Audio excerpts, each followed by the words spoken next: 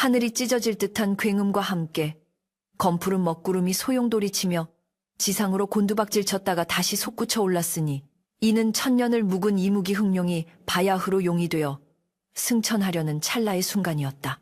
굵은 빗줄기는 마치 수만 개의 화살촉이 되어 흑룡의 거대한 몸뚱이를 사정없이 때렸고 번개가 내리꽂힐 때마다 그의 온몸을 감싼 칠흑 같은 비늘 사이로 시퍼런 불꽃이 튀며 살이 타들어가는 고통을 안겨주었다. 흑룡은 턱이 으스러질 듯한 악력으로 입안에 든 여의주를 꽉 깨물었는데 그 영롱한 구슬에서는 천년의 수양을 통해 응축된 기운이 뜨거운 용암처럼 흘러나와 그의 식도를 타고 내려가며 오장육부를 뒤흔들고 있었다. 이 고통은 단순히 육신의 아픔이 아니라 미물인 뱀의 허물을 벗고 신령스러운 용으로 거듭나기 위해 반드시 치러야 할 천형과도 같은 형벌이었기에 그는 붉게 충혈된 눈을 부릅뜨고 하늘의 문이 열리기만을 기다리며 허공을 향해 몸을 비틀었다. 폭풍우가 몰아치는 강물은 마치 미친 짐승처럼 울부짖으며 범람하고 있었고 그 혼란스러운 소음 속에서 흑룡의 예민한 청각을 날카롭게 파고드는 이질적인 소리가 있었으니 그것은 바로 단말마와 같은 여인의 비명이었다. 아, 살려주세요. 찢어질 듯한 천둥 소리조차 덮을 수 없었던 그 처절한 외침은 흑룡의 심장 가장 깊은 곳을 찌르는 비수와도 같았는데 그는 찰나의 순간 승천을 위한 집중력이 흐트러짐을 느끼며 본능적으로 고개를 돌려 까마득한 아래쪽의 세상을 내려다보았다. 흙탕물이 넘실대는 강 한가운데 위태롭게 흔들리는 작은 나룻배 하나가 거친 파도에 휩쓸려가고 있었고 그 뱃머리에 매달려 공포에 질린 채 울부짖는 여인은 다름 아닌 그가 천년의 세월 동안 유일하게 마음을 나누었던 인간, 서연이었다. 그녀의 젖은 머리카락이 비바람에 엉켜 얼굴을 가리고 있었지만 흑룡은 단번에 그녀를 알아볼 수 있었으니 이는 그녀의 몸에서 풍겨나오는 특유의 맑고 서글픈 향기를 결코 잊을 수 없었기 때문이었다. 시간은 거슬러 올라가 흑룡이 아직 완전한 영무를 취하지 못하고 강바닥 깊은 곳에서 숨죽이며 살아가던 10여 년 전의 어느 늦가을이었다.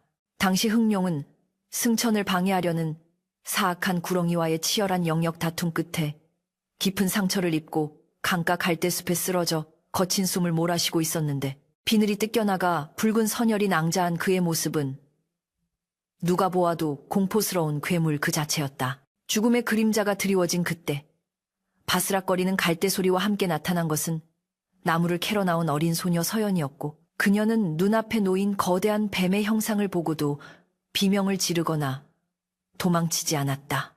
오히려 그녀는 겁에 질린 눈빛 속에서도 기이한 연민을 담아 떨리는 손으로 자신의 저고리 고름을 찢어 상처 부위를 지혈해주며 많이 아프지? 내가 낫게 해줄게. 부디 죽지 마라고 속삭였으니 그 따스한 손길은 차가운 냉혈동물로 살아온 흑룡에게 생전 처음 느껴보는 온기였다. 그날 이후 서연은 흑룡에게 있어 단순한 은인이 아니라 삭막한 수행의 길을 버티게 해주는 유일한 안식처가 되었고 그녀가 매일 강가에 나와 빨래를 하거나 물을 기를 때면 흑룡은 물밑에서 조용히 그녀의 그림자를 지켜보곤 했다. 서연은 가난한 집안 형편 탓에 어머니를 일찍 여의고 병든 아비와 단둘이 살면서도 얼굴 한번 찡그리는 법이 없었고 오히려 강물을 향해 용님, 우리 아버지 기침 좀 멎게 해주세요. 그리고 저 강 밑에 사는 큰 뱀님도 아프지 않게 해주세요. 라며 정성스럽게 기도를 올리곤 했다.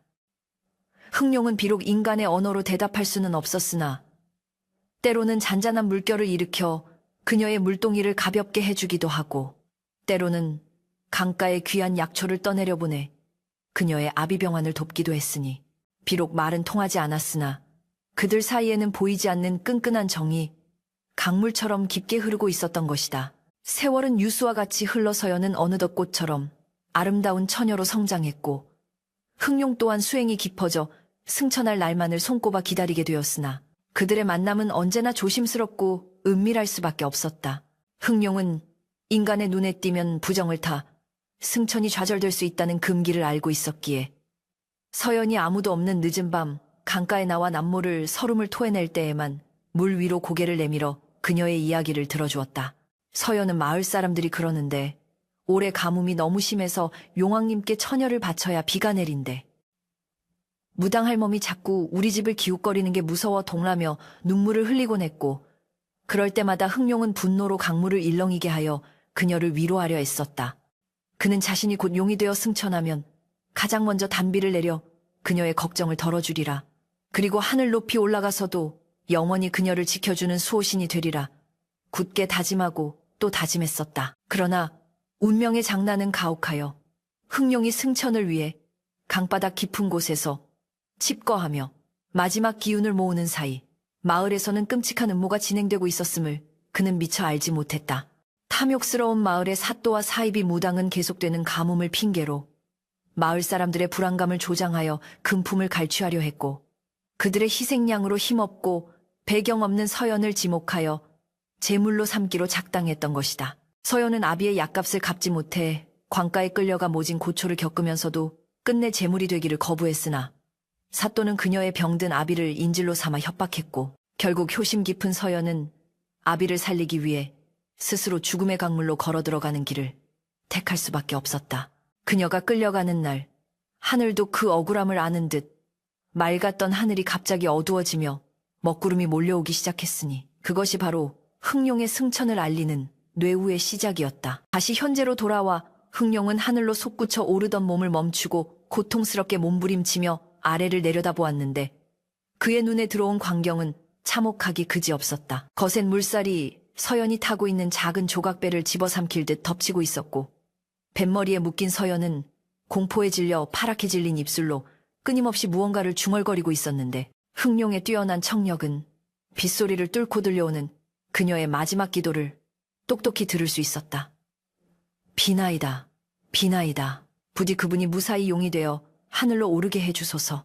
제 목숨은 버려도 좋으니 그분의 천년 소망만은 이루어지게 해주소서. 죽음의 문턱 앞에서도 자신의 안위보다 흥룡의 승천을 비는 서연의 그 갸륵하고도 슬픈 마음이 전해지자 흥룡의 가슴 속에서는 천년의 수행으로 쌓아올린 평정심이 와르르 무너져 내리는 소리가 들리는 듯했다. 하늘은 당장이라도 올라오라. 재촉하듯 더욱 거세게 천둥을 내려치며 흥룡을 불렀고, 입에 문여이주는 어서 구름을 뚫고 솟아오르라며 뜨거운 열기를 내뿜고 있었다. 지금 당장 고개를 들어 하늘문을 통과하지 않으면 천년의 기다림은 물거품이 되고 다시는 용이 될 기회를 얻지 못한 채 영원히 차가운 강바닥을 기어다니는 이무기로 남게 될 것이 자명했다.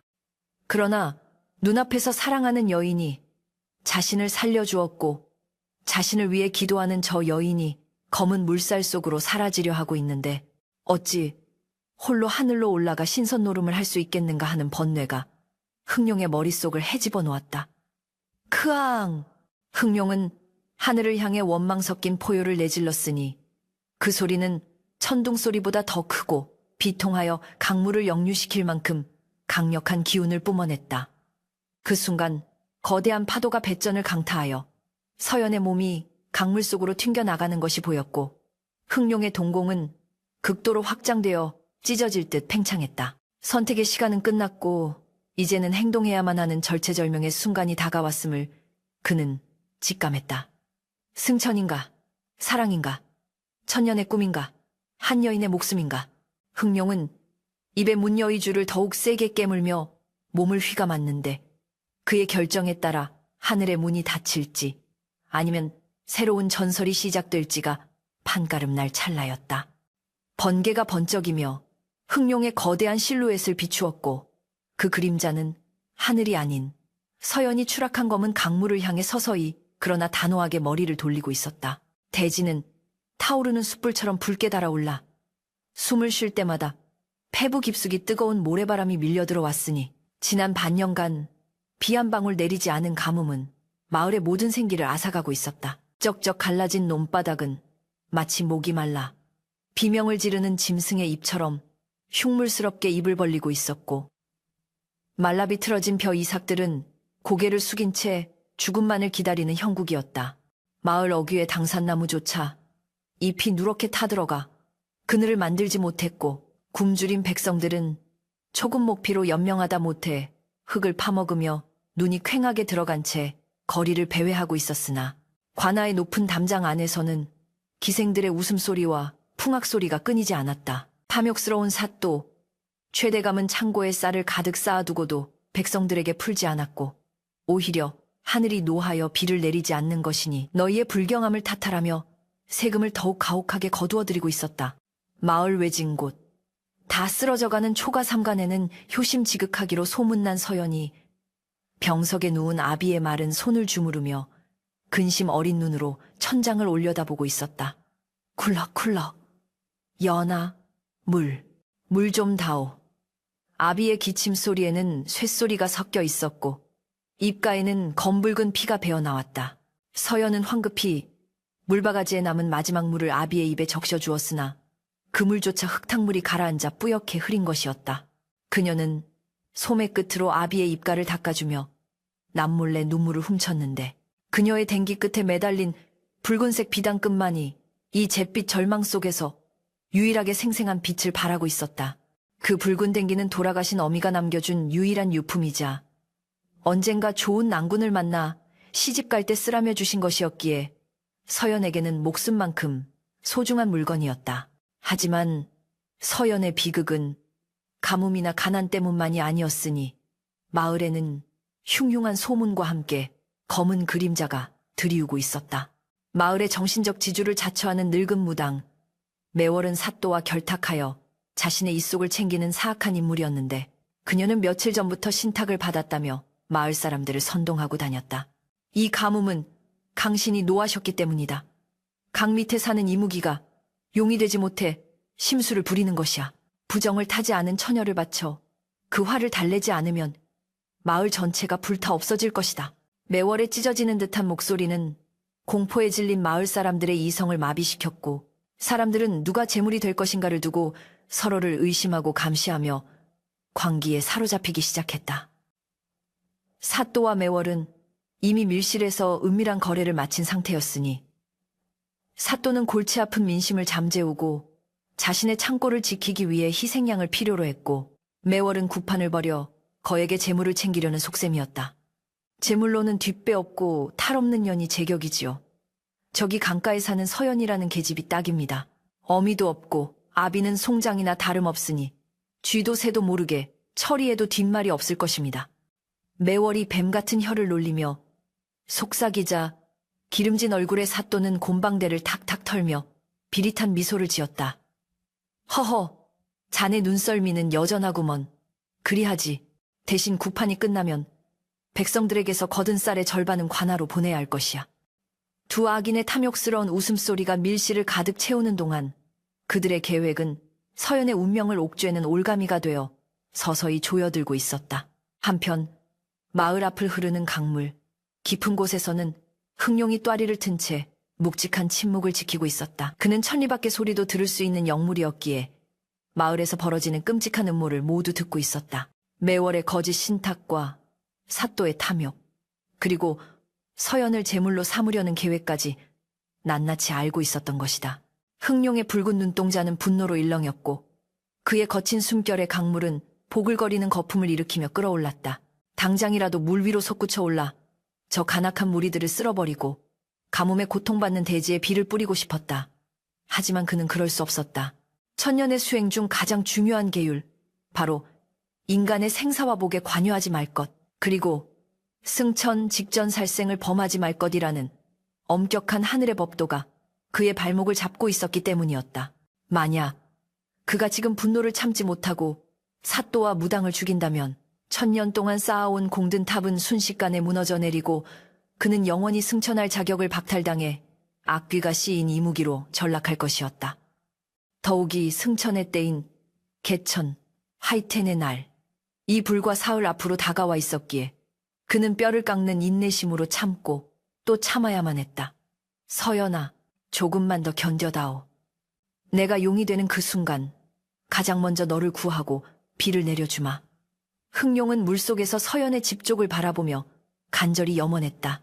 그러나 인간들의 탐욕은 그의 기다림보다 훨씬 빠르고 잔혹하게 움직였다. 어둠이 짙게 깔린 밤, 관아의 포졸들이 횃불을 들고 서연의 집을 들이닥쳤다. 죄인 서연은 나오라. 마을의 안녕을 위해 용왕님의 신부로 간택되었으니 지체 없이 따르라. 포졸들의 고함 소리에 놀라 잠에서 깬 서연과 아비는 공포에 질려 서로를 부둥켜 안았다. 낡은 문짝이 부서지며 들이닥친 포졸들은 병든 아비를 발길질로 밀쳐내고 서연의 머리채를 휘어잡았다. 안 됩니다. 제발. 우리 아버지는 제가 없으면 돌아가십니다. 살려주세요. 서연이 울부짖으며 매달렸지만 포졸들은 냉정하게 그녀를 끌어냈다. 바닥에 쓰러진 아비는 피를 토하며 기어가 포졸의 바짓가랑이를 붙잡았다. 내 딸은 안 돼. 차라리 나를 데려가시오. 이놈들아! 그때 어둠 속에서 무당매월이 나타나 싸늘한 눈빛으로 아비를 내려다보았다. 영감, 딸년이 용왕님의 부인이 되면 자네도 호강하는 거야. 그리고 자네가 조용히 있어야 딸년이 고통 없이 갈 수 있어. 만약 계속 소란을 피우면 딸년은 제물로 바쳐지기 전에 관아 감옥에서 험한 꼴을 당하게 될 걸세. 그 협박은 늙고 병든 아비의 가슴을 난도질했다. 서연은 아비가 더 다칠까 두려워 흐르는 눈물을 닦으며 스스로 일어섰다. 아버지, 죄송해요. 제가 가서 비를 내려달라고 빌게요. 그러니 부디 건강하셔야 해요. 서연은 마지막으로 아비에게 큰 절을 올리고 품속에서 붉은 댕기를 꺼내 아비의 손에 쥐어주려 했으나 매월이 그것을 거칠게 낚아챘다. 이런 천한 물건은 필요 없다. 신부는 오직 하얀 소복만을 입어야 해. 매월은 붉은 댕기를 바닥에 던지고 짓밟았다. 흑투성이가 된 붉은 댕기는 마치 짓밟힌 서연의 운명처럼 처량하게 나뒹굴었다. 서연이 끌려가는 길, 마을 사람들은 죄책감 어린 눈으로 문틈으로 그 광경을 지켜볼 뿐 누구 하나 나서서 그녀를 구하려 하지 않았다. 자신들의 안위를 위해 죄 없는 소녀의 희생을 묵인하는 비겁한 침묵만이 밤 공기를 무겁게 짓누르고 있었다. 서연은 포승줄에 묶인 채 비틀거리며 걸으면서도 원망 대신 밤하늘을 올려다보았다. 용님, 정말 강 밑에 계신다면 저를 지켜보고 계신가요? 제 목숨으로 정말 아버지를 살리고 마을을 구할 수 있는 건가요? 그녀의 마음속 외침은 강물에 닿아 파장을 일으켰고 물밑에 있던 흑룡의 비늘을 곤두서게 만들었다. 흑룡은 그녀가 흘리는 눈물 한 방울 한 방울이 강물에 떨어질 때마다 살점이 떨어져 나가는 듯한 고통을 느꼈다. 그는 물속에서 미친 듯이 몸부림치며 강바닥에 바위를 부수고 모래를 일으켰으나 수면 위로는 그저 거품 몇 개가 올라올 뿐이었다. 그렇게 사흘이 지나고 마침내 약속된 제사의 날이 밝았다. 하지만 하늘은 막지 않았다. 흑룡의 승천이 임박했음을 알리듯 아침부터 기괴한 바람이 불고 먹구름이 몰려들기 시작했다. 마을 사람들은 이것을 신의 노여움이라 여겨 더욱 공포에 떨었고 무당 매월은 보라! 용왕님께서 신부를 기다리시느라 조급해 하신다. 서둘러 배를 띄워라 며 목청을 높였다. 하얀 소복을 입은 서연은 마치 장례식의 망자처럼 창백한 얼굴로 강가에 마련된 제단 앞에 섰다. 강바람이 그녀의 얇은 옷자락을 사정없이 흔들었고 헝클어진 머리카락 사이로 보이는 그녀의 눈동자는 체념과 슬픔으로 깊게 가라앉아 있었다. 강가에는 화려하게 장식된 그러나 어딘가 으스스한 기운을 풍기는 나룻배 한 척이 준비되어 있었다. 뱃머리에는 오색 깃발이 펄럭이고 있었지만 그 배는 사실상 서연을 태워 수장시키기 위한 관이나 다름없었다. 사또와 매월 그리고 마을 사람들의 시선이 집중된 가운데 서연은 등 떠밀려 배에 올랐다. 그녀의 발이 배 갑판에 닿는 순간 강물이 크게 출렁이며 배가 기우뚱했다. 마치 강물 자체가 그녀를 거부하거나 혹은 간절히 원하고 있는 것처럼 물밑에서 흑룡은 이제 더 이상 참을 수 없는 한계에 다다르고 있었다. 승천의 시간이 다가오고 있었지만 그 시간은 동시에 서연이 죽어야만 하는 시간과 겹쳐지고 있었다. 흑룡의 눈에서 붉은 안광이 뿜어져 나오며 어두운 강물을 뚫고 수면 위로 희미하게 비치기 시작했다. 출항하라. 매월의 날카로운 고함 소리와 함께 뱃사공들이 서연을 태운 배를 강 한가운데로 밀어냈다. 거센 물살이 배를 잡아채듯 끌고 들어갔고 멀어지는 강가에서 아비의 절규가 희미하게 들려왔다. 연아, 돌아와라. 연아. 서연은 입술을 깨물며 눈을 감았다. 그때였다. 하늘에서 콱광 하는 굉음과 함께 첫 번째 번개가 강 한복판에 내리꽂혔다. 흑룡의 승천을 알리는 천둥이자 비극적인 운명의 서막을 알리는 신호탄이었다. 배는 걷잡을 수 없이 요동쳤고 서연은 배전을 부여잡으며 공포에 떨었다. 바로 그 배, 밑바닥, 수십 척 아래의 심연에서 거대한 그림자가 천천히 그리고 아주 위협적으로 상승하기 시작했다. 하늘과 땅의 경계가 무너진 듯했다. 강물은 더 이상 물이 아니라 검은 아가리를 벌린 거대한 괴수처럼 으르렁거리며 솟구쳐 올랐고 하늘에서는 찢어질 듯한 뇌성이 끊임없이 장렬하며 고막을 난타했다. 서연이 탄 조각배는 거대한 파도라는 짐승의 혀 위에서 위태롭게 춤추는 낙엽과도 같았다. 사방에서 몰아치는 비바람은 서연의 온몸을 사정없이 때렸고 차가운 강물은 이미 배 안으로 들이닥쳐 그녀의 발목을 적시고 있었다. 공포는 뼛속까지 스며들었지만 서연은 배전에 몸을 묶은 포승줄이 살을 파고 뜨는 고통조차 잊은 채 흔들리는 시야 너머의 하늘을 응시했다. 먹구름 사이로 간헐적으로 번쩍이는 금빛 섬광. 그것은 단순한 번개가 아니었다. 그것은 전설 속에서나 듣던 이무기가 용이 되어 승천할 때만 열린다는 천문, 텐문의 서광이었다. 아, 정령 가시는군요. 서연의 입술에서 안도와 절망이 뒤섞인 탄식이 흘러나왔다. 그녀는 직감했다. 지금 이 폭풍우는 마을 사람들이 믿는 것처럼 용왕의 노여움이 아니라 그녀가 그토록 아끼고 보살폈던 그분이 마침내 천년의 굴레를 벗어던지고 하늘로 오르는 환희의 몸부림이라는 것을. 그러나 그 깨달음은 곧바로 서늘한 공포로 변했다. 예로부터 전해지길 이무기가 용이 되어 승천하는 신성한 의식이 치러질 때 부정을 탄 인간이 있거나 피를 보면 승천은 실패로 돌아가고 그 이무기는 영원히 타락하여 악귀가 된다고 했다. 안 돼. 나 때문에. 나 같은 것 때문에. 그분의 천년 공든 탑이 무너질 수는 없어. 서연은 빗물과 눈물로 범벅이 된 얼굴을 들어 하늘을 향해 목이 터져라 외쳤다. 오지 마세요. 절대로 이쪽을 보시면 안 됩니다.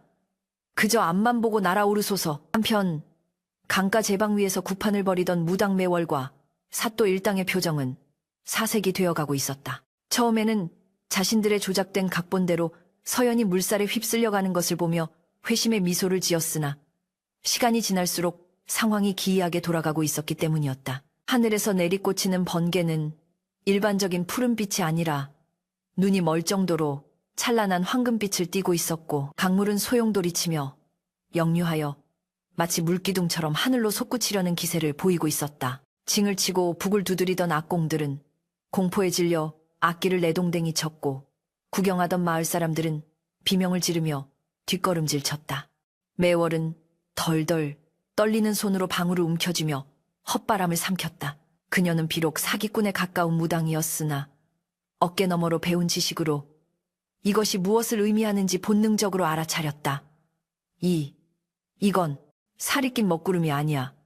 이건 상서로운 자색구름, 자운, 지운. 이다. 진짜 이무기가, 진짜 용이 승천하고 있어. 매월의 비명 섞인 외침에 사또가 기겁하며 그녀의 멱살을 잡았다. 그게 무슨 소리냐.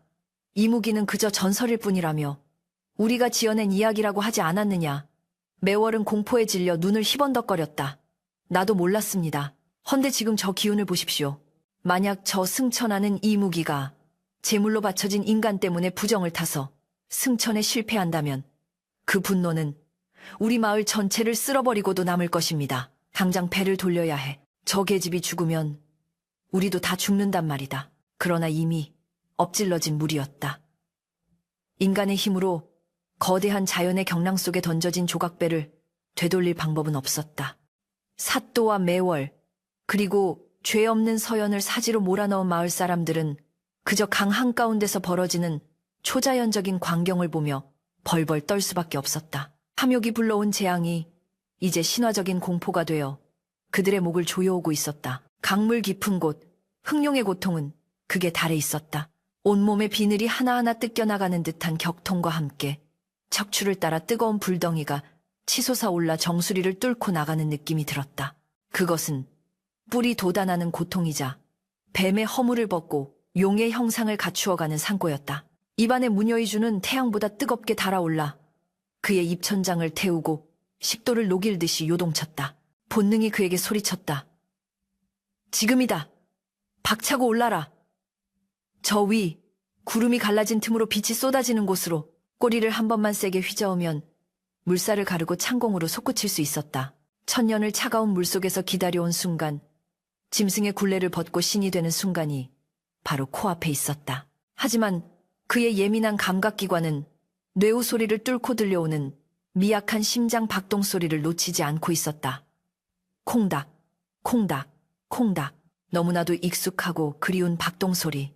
10년 전 피투성이가 된 자신의 몸을 어루만져주던 고사리, 같은 손의 주인이 내던 그 소리였다. 흑룡은 감은 눈을 번쩍 떴다.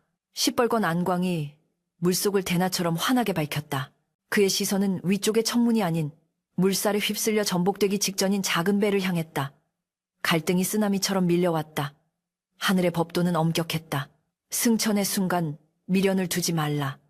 뒤를 돌아보지 말라. 오직 하늘만을 우러러라. 만약 지금 저 여인을 구하기 위해 방향을 튼다면 천문은 닫힐 것이고 여의주의 기운은 흩어질 것이다. 서연아. 흑룡의 내면에서 깊은 탄식이 울렸다. 그는 자신이 용이 되고자 했던 이유를 되새겼다. 단순히 강력한 힘을 얻기 위함이었던가? 아니었다. 용이 되어 비를 내리고 강물을 다스려 그녀가 사는 세상을 풍요롭게 만들고 싶어서였다. 그녀가 더 이상 가뭄에 고통받지 않고 아비의 약값을 걱정하지 않으며 웃을 수 있기를 바랐기 때문이었다. 그런데 정작 용이 되려는 순간 그 목적이 되어주었던 그녀가 죽음의 위기에 처해 있었다. 그녀를 희생시켜 얻은 용의 자리가 과연 무슨 의미가 있단 말인가? 쿠오! 강물이 폭발하듯 솟구치며 마침내 흑룡이 수면 위로 그 거대한 위용을 드러냈다. 집채만 한 머리가 물 위로 솟아오르자 칠흑 같은 비늘이 번개빛을 받아 서슬퍼런 광채를 뿜어냈다. 돋아나기 시작한 사슴뿔 같은 용의 뿔과 바람에 휘날리는 긴 수염, 그리고 무엇보다 압도적인 위엄을 자랑하는 붉은 눈동자가 세상에 드러났다. 강가에서 이를 지켜보던 사람들은 비명조차 지르지 못하고 그 자리에 얼어붙어 주저앉았다. 그것은 두려움을 넘어선 경외감, 압도적인 신령스러움 그 자체였다. 서연은 눈앞에서 솟구친 거대한 존재를 올려다보았다. 배는 금방이라도 뒤집힐 듯 요동쳤지만 기이하게도 흑룡이 몸을 드러낸 주변만큼은 거센 파도가 잦아들고 있었다. 흑룡의 거대한 몸통이 마치 방파제처럼 거친 물살을 막아주고 있었기 때문이었다. 서연은 떨리는 눈으로 흑룡의 눈을 마주 보았다. 그 무시무시한 외형에도 불구하고 그녀는 단번에 알 수 있었다. 그 눈빛에 담긴 깊은 슬픔과 연민을, 그리고 턱 밑에 희미하게 남아있는 오래전 자신이 치료해 주었던 흉터를. 흑룡님. 서연의 입에서 쉰 목소리가 흘러나왔다. 그녀는 묶인 손을 억지로 들어올려 허공을 향해 저었다. 가세요. 제발 가세요. 저 하늘 문이 닫히기 전에 어서. 흑룡은 입에 여의주를 문 채라 말을 할 수 없었다. 하지만 그는 슬픈 눈으로 서연을 응시하며 텔레파시처럼 그녀의 머릿속에 울림을 전했다. 너를 두고 어찌 가란 말이냐. 네가 없으면 내 세상은 1000년 전의 암흑과 다를 바가 없다. 하늘에서는 독촉하듯 천둥이 더욱 요란하게 쳤다. 구름 사이로 열린 천문이 서서히 좁아지고 있었다. 쏟아져 내리던 빗기둥이 희미해져 가고 있었다. 시간은 흑룡의 편이 아니었다. 지금 당장 솟구치지 않으면 영원히 기회는 사라진다. 게다가 서연의 배는 이미 한계에 다다랐다.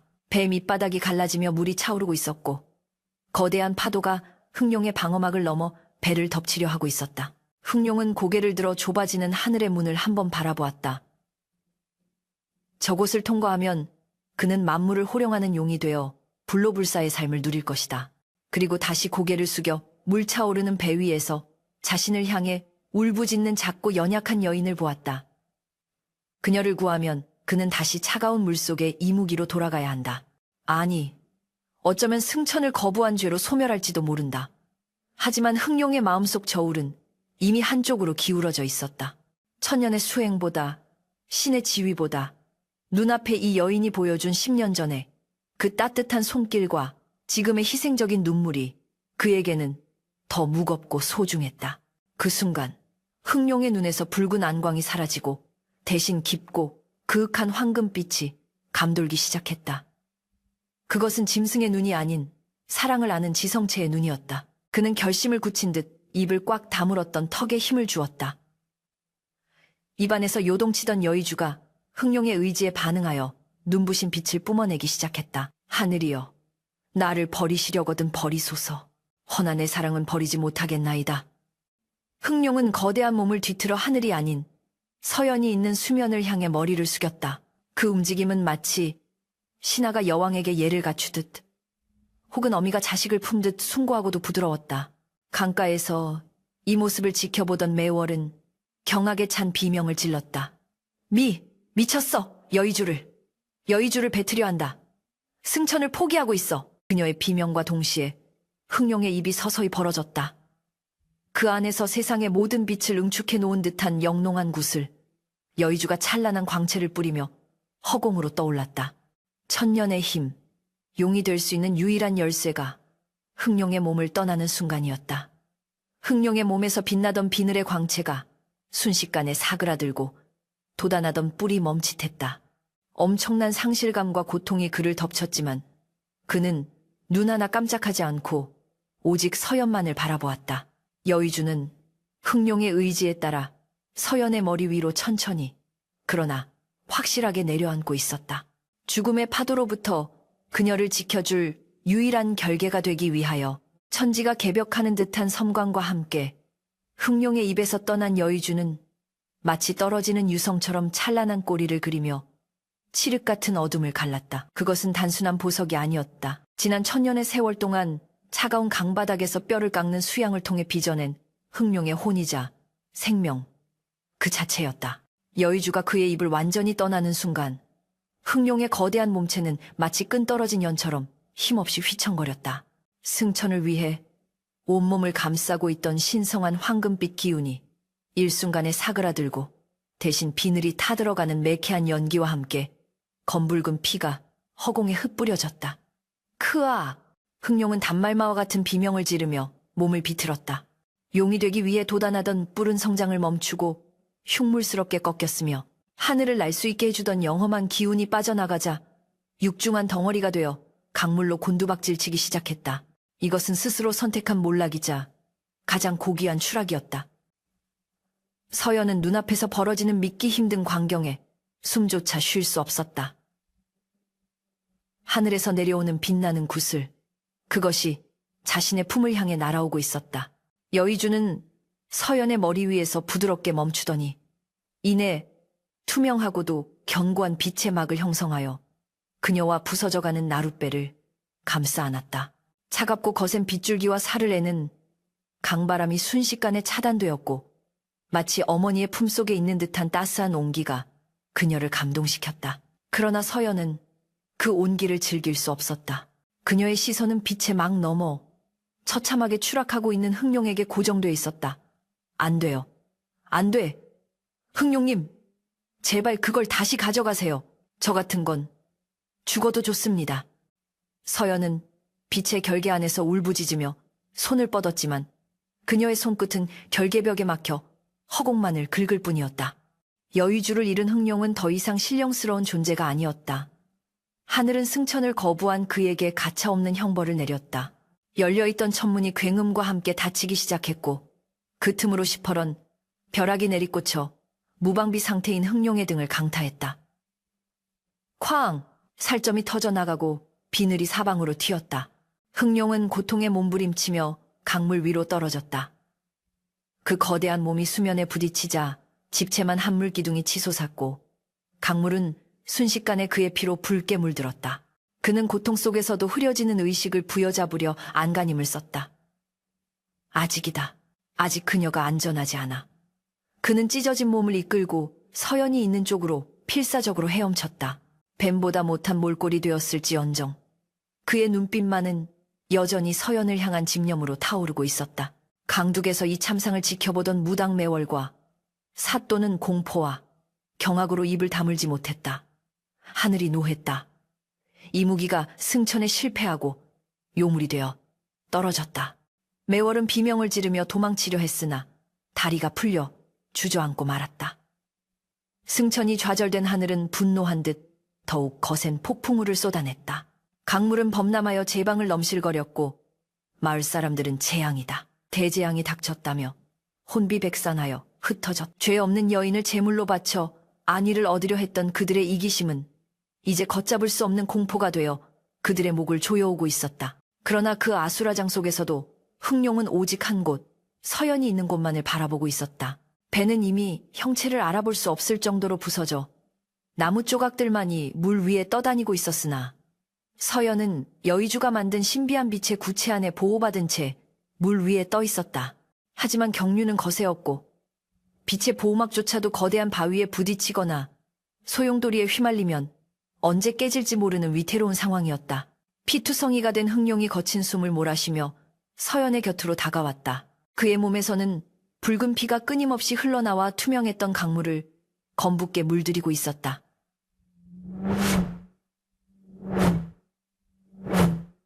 서연은 눈앞에 다가온 흥룡의 얼굴을 보며 오열했다. 한때 위엄있고 아름다웠던 비늘은 흉측하게 뜯겨나갔고 황금빛으로 빛나던 눈동자는 고통으로 탁하게 변해 있었다. 흥룡님, 어찌하여 저 때문에.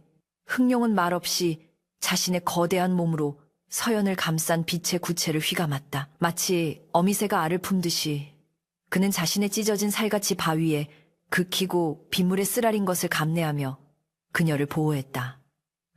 그리고 남은 힘을 쥐어짜 강가, 물살이 닿지 않는 안전한 곳을 향해 그녀를 밀기 시작했다.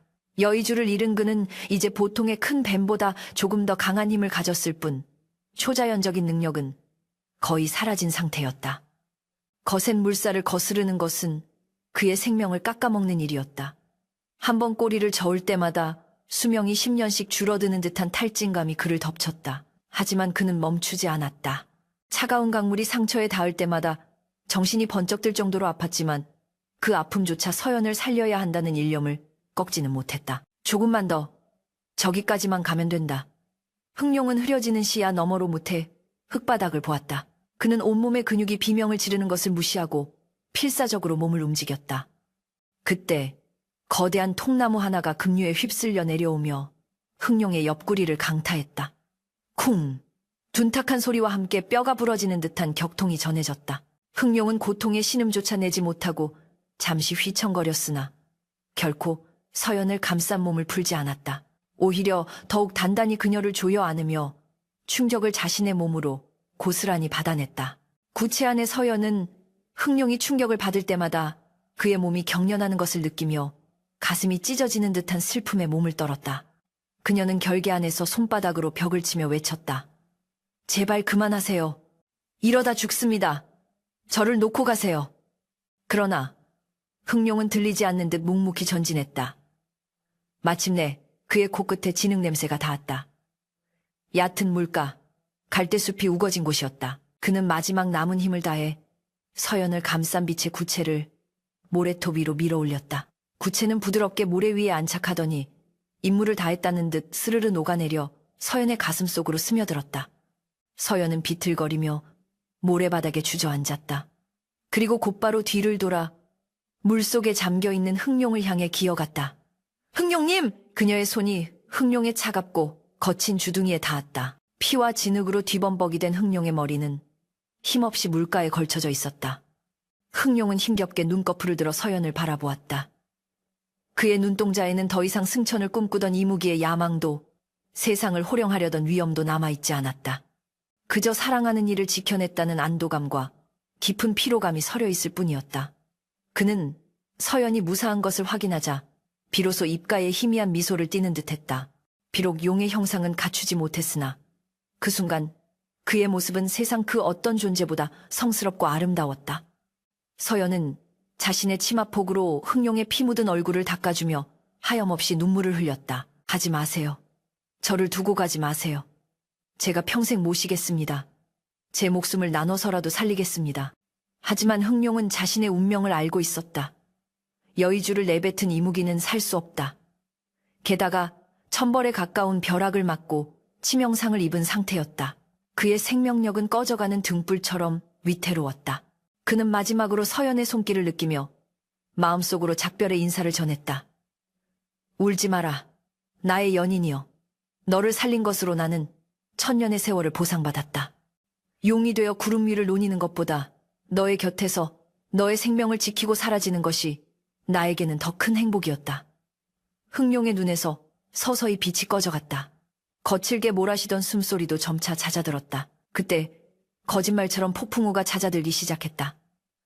먹구름이 걷히고 달빛이 구름 사이로 비치어 강물을 은빛으로 물들였다. 흥룡의 몸이 서서히 투명해지기 시작했다.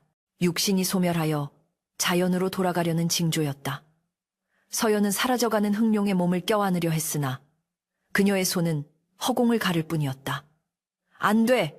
안 돼! 서연의 절규가 밤하늘에 메아리쳤다. 흥룡의 거대한 몸은 수만 개의 빛가루가 되어 강물 위로 흩어졌다. 그 빛가루들은 강물에 녹아들어 반짝이는 윤슬이 되었고 일부는 밤하늘로 올라가 별이 되었다. 강가에는 오직 서연만이 홀로 남겨졌다. 그녀의 손에는 흥룡이 남긴 마지막 온기만이 아련하게 남아있었다. 그리고 그녀의 가슴 속 심장 깊은 곳에는 흥룡이 목숨과 맞바꿔 전해준 여의주가 따뜻하게 박동하고 있었다. 그것은 흥룡이 그녀에게 남긴 영원한 사랑의 증표이자 그녀를 평생 지켜줄 수호의 힘이었다. 서연은 텅 빈 강물을 바라보며 넋을 잃고 앉아 있었다. 강물은 언제 그랬냐는 듯 잔잔하게 흐르고 있었지만 그 물결 속에는 흥룡의 슬픈 영혼이 녹아 흐르고 있음을 그녀는 느낄 수 있었다. 멀리서 닭 울음소리가 들려왔다. 새벽이 오고 있었다. 그러나 서연에게 이 새벽은 희망의 시작이 아니었다. 사랑하는 이를 잃은 상실의 아침이자 흥룡이 없는 세상에서 홀로 살아가야 하는 긴 고독의 시작이었다. 그녀는 모래를 움켜쥐며 가슴을 쳤다. 통곡 소리가 강물 위를 떠돌았다. 그 소리는 마을 사람들의 귀에도 도망친 사또와 무당의 귀에도 쟁쟁하게 울려 퍼져 그들의 양심을 찌르는 영원한 저주가 될 것이었다. 흥룡은 갔으나 그의 이야기는 이제 막 전설이 되어 흐르기 시작했다. 폭풍이 휩쓸고 간 다음 날 아침, 세상은 거짓말처럼 고요했다. 간밤에 천지를 뒤흔들던 뇌우는 온데간데 없고 동쪽 하늘에서는 붉은 해가 솟아올라 강물을 금빛 윤슬로 수놓고 있었다. 그러나 그 평화로운 풍경은 밤새 벌어진 참극의 흔적을 더욱 처연하게 만들 뿐이었다. 강가에는 부서진 나룻배의 파편들이 어지럽게 널려 있었고 불어난 강물에 휩쓸려온 나무 토막과 잡동사니들이 갈대숲 사이에 처박혀 있었다. 그 황망한 폐허의 한가운데 서연은 마치 넋이 나간 사람처럼 멍하니 강물을 응시하며 앉아 있었다. 그녀의 옷은 젖고 찢어져 볼품없었으나 그녀의 몸 주위에는 눈에 보이지 않는 기묘한 기운이 감돌고 있어 감히 누구도 범접할 수 없는 서늘한 위엄을 풍겼다. 그녀의 가슴 속 심장이 뛰는 그 자리에는 흥룡이 마지막으로 남긴 여의주의 기운이 따스하게 남아있었지만 정작 그녀의 마음은 차가운 강바닥에 가라앉은 연인과 함께 죽어버린 듯 공허했다. 마을은 쑥대밭이 되어 있었다. 간밤의 폭우로 강이 범람하여 사또의 창고가 무너지고 탐욕스럽게 긁어모았던 곡식들이 모두 흙탕물에 쓸려 내려갔으니 이는 하늘이 내린 준엄한 심판과도 같았다. 더욱 기이한 일은 날이 밝은 뒤에 발견되었다. 마을 사람들을 선동하여 죄 없는 처녀를 사지로 몰아넣었던 무당 매월이 강가 바위 위에서 실성한 채 발견된 것이다. 그녀는 헝클어진 머리를 하고 허공을 향해 손짓하며 용이 본다. 용의 눈이 나를 본다.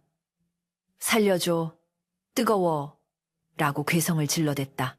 그녀의 눈은 공포로 뒤집혀 있었고 입에서는 거품이 흘러나오고 있었다. 한편 탐관오리 최대감은 끝내 시신조차 찾을 수 없었는데 사람들은 그가 창고의 곡식을 지키려다 불어난 물살에 휘말려 이무기의 밥이 되었으리라 수군거렸다. 악인들의 비참한 말로는 마을 사람들에게 서늘한 공포와 뒤늦은 후회를 안겨주었다. 뒤늦게 정신을 차린 마을 사람들은 죄책감에 고개를 들 수 없었다. 그들은 삼삼오오 강가로 모여들었으나 감히 서연에게 말을 걸지는 못하고 멀찍이 서서 그녀의 등만 바라볼 뿐이었다. 가뭄은 끝났고 하늘에서는 보슬비가 대지를 적시고 있었으나 그것은 기쁨의 비가 아니라 흥룡의 눈물처럼 느껴져 사람들의 가슴을 무겁게 짓눌렀다. 촌장이 대표로 나서 떨리는 목소리로 서연에게 용서를 구하려 했으나 서연은 천천히 고개를 돌려 그들을 바라보았다. 그녀의 눈빛은 예전의 순박한 시골 처녀의 것이 아니었다. 깊고 고요하여 바닥을 알 수 없는 강물과도 같은 그 눈빛에 압도된 촌장은 입을 다물고 뒷걸음질 쳤다. 누구도 원망하지 않습니다. 다만 이 강을 더럽히지 마십시오. 이곳은 그분이 잠든 곳입니다. 서연의 목소리는 낮았으나 강물 소리를 뚫고 또렷하게 울려 퍼졌다. 그날 이후 서연은 마을로 돌아가지 않았다. 그녀는 흥룡이 마지막으로 숨을 거둔 강가 언덕에 작은 초막을 짓고 홀로 살기 시작했다. 병든 아비는 서연이 살아 돌아온 것에 감격하여 눈물을 흘렸으나 딸의 결심을 꺾을 수 없음을 알고는 가끔 먹을거리를 날라다 주며 먼발치서 지켜볼 뿐이었다. 서연은 매일 아침 강가에 나가 정화수를 떠놓고 기도를 올렸다. 그녀의 기도는 자신의 복을 비는 것이 아니라 강물의 평안과 흥룡의 영혼을 위로하는 것이었다. 계절이 바뀌고 세월이 흘러도 그녀의 일과는 변함이 없었다. 봄이면 강가에 핀 진달래를 띄워보내고 여름이면 땀을 식혀주는 강바람에 흥룡의 숨결을 느끼며 가을이면 떨어지는 낙엽을 보며 눈물 짓고 겨울이면 얼어붙은 강 위를 걸으며 그 밑에 잠든 연인에게 말을 건넸다. 신기하게도 서연이 머무는 강가는 더 이상 홍수나 가뭄의 피해를 입지 않았다. 아무리 큰 비가 와도 물이 넘쳐 그녀의 초막을 덮치는 법이 없었고 극심한 가뭄에도 그녀가 깃는 물은 마르지 않았다. 강물은 언제나 맑고 푸르렀으며 물고기들은 떼를 지어 그녀의 발치에 머물렀다. 마을 사람들은 이것이 서연의 지극한 정성과 흥룡의 보살핌 덕분이라 믿게 되었고 점차 그곳을 신성한 장소로 여기기 시작했다. 사람들은 강을 흥룡강이라 부르며 해마다 제를 올리고 풍요와 안녕을 기원했다. 하지만 그들은 결코 요란한 구판을 벌이거나 산 짐승을 바치는 일은 하지 않았다. 그저 맑은 술 한 잔과 정갈한 과일을 올리며 과거의 잘못을 뉘우치고 겸허한 마음으로 강을 섬길 뿐이었다. 세월은 유수와 같이 흘러 고운 처녀였던 서연의 얼굴에도 주름이 지고 검은 머리는 팥뿌리처럼 하얗게 변했다. 그러나 그녀의 눈동자만은 여전히 맑고 투명하여 마치 흥룡의 여의주를 품은 듯 신비로운 빛을 잃지 않았다. 노파가 된 서연은 강가에 앉아 마을 아이들에게 예시하기를 들려주곤 했다. 얘들아, 진정한 용이란 하늘을 나는 짐승이 아니란다. 남을 위해 자신의 가장 소중한 것을 내어줄 줄 아는 마음, 그 마음을 가진 자가 바로 진짜 용인 게야. 아이들은 할머니의 이야기를 들으며 눈을 반짝였고 강물은 찰랑거리며 맞장구를 치듯 소리를 냈다. 서연에게 흥룡은 죽어서 사라진 존재가 아니라 강물 그 자체가 되어 언제나 그녀 곁에 살아 숨쉬는 영원한 동반자였다. 어느 늦은 가을밤, 유난히 달이 밝고 강물이 고요한 밤이었다. 백발의 서연은 직감적으로 자신의 시간이 다 되었음을 느꼈다. 몸은 깃털처럼 가벼워지고 평생 그녀를 지탱해 주었던 가슴 속의 여의주 기운이 서서히 요동치기 시작했다. 그녀는 힘겹게 몸을 일으켜 강가로 나갔다. 달빛을 받은 강물은 마치 은하수처럼 반짝이며 그녀를 부르는 듯했다. 오래 기다리셨지요. 이제 갑니다. 서연의 입가에 평온한 미소가 번졌다. 그녀는 낡은 신발을 벗어두고 차가운 강물 속으로 한 걸음씩 걸어들어갔다. 발끝에 닿는 물의 감촉이 차갑지 않고 십수년 전 흥룡이 그녀를 감싸주었던 그날의 체온처럼 따뜻하게 느껴졌다. 물이 허리춤까지 차올랐을 때 강물 깊은 곳에서 거대한 물살이 일렁였다. 그리고 믿을 수 없는 광경이 펼쳐졌다. 물속에서 은은한 황금빛이 피어오르더니 그 빛이 서연의 몸을 부드럽게 감싸 안았다. 서연의 눈앞에 그토록 그리워하던 흥룡의 형상이 아른거렸다. 비늘이 뜯겨나가고 피투성이었던 마지막 모습이 아닌 칠흑같이 검고 윤기 나는 비늘과 위험 있는 뿔을 가진 완전한 용의 모습이었다. 흥룡은 슬픈 눈이 아닌 환희에 찬 눈으로 그녀를 맞이했다. 서연은 주름진 손을 뻗어 허공에 뜬 흥룡의 얼굴을 어루만졌다. 나이님, 그 순간 서연의 몸에서 눈부신 빛의 구슬이 빠져나와 흥룡의 입으로 들어갔다. 흥룡이 그녀에게 주었던 여의주가 주인을 찾아 돌아간 것이었다. 여의주를 되찾은 흥룡의 몸에서 찬란한 광채가 뿜어져 나왔다. 동시에 서연의 육신은 힘없이 물 위로 쓰러졌으나 그녀의 영혼은 젊고 아름다운 시절의 모습으로 되살아나 흥룡의 등에 올라탔다. 흥룡은 기쁨의 포효를 내질렀다. 그 소리는 천둥소리 같지 않고 마치 아름다운 피리 소리처럼 맑고 고왔다. 흥룡은 물살을 박차고 하늘로 솟구쳐 올랐다. 이번에는 혼자가 아니었다. 그의 등에는 영원한 사랑 서연이 타고 있었고 그들은 서로를 의지하며 구름을 뚫고 달을 향해 날아올랐다. 다음 날 아침 마을 사람들은 강가에서 서연의 시신을 발견했다. 그녀는 마치 깊은 잠에 든 듯 편안한 얼굴을 하고 있었고 그녀의 입가에는 행복한 미소가 서려 있었다. 사람들은 그녀를 강가 양지 바른 곳에 정성껏 묻어주었고 그 옆에 흥룡과 서연의 이야기를 기리는 비석을 세웠다. 비석에는 이렇게 새겨졌다. 천년을 기다려 용이 되려 했으나 사랑을 위해 뱀으로 남으니 그 숭고한 뜻을 기려 여기 흥룡과 그의 연인을 묻노라. 그 후로도 오랫동안 비가 오는 날이면 흥룡강에서는 두 마리의 용이 서로 얽혀 춤을 추는 듯한 물 한 개가 피어오른다는 소문이 전해졌다. 사람들은 힘들고 지칠 때면 강가에 나와 그 전설을 되새기며 위로를 얻었다. 승천하여 하늘의 신이 되는 것보다 낮은 곳으로 임하여 사랑하는 이를 지키는 것이 진정으로 위대한 길임을 강물은 묵묵히 흐르며 후세의 사람들에게 가르쳐주고 있었다. 사랑은 죽음보다 강하고 희생은 영원보다 길다는 것을 증명하듯이 흥룡강의 물결은 오늘도 멈추지 않고 유유히 바다를 향해 흐르고 있다.